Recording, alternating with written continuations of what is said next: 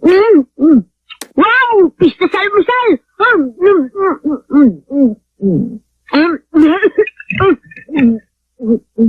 O ikaw, hindi ka ba kakain, ha?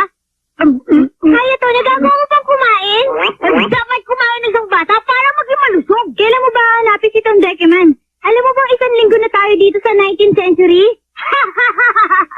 Ba't ka ba nagmamadali? Ang sarap-sarap ng buhay dito sa palasyo.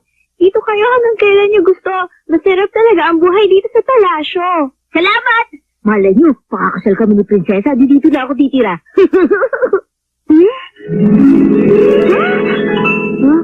Kasing tao ko, si Prinsesa Shalala. Baka naman nakakalimutan mo na yan, Hayato.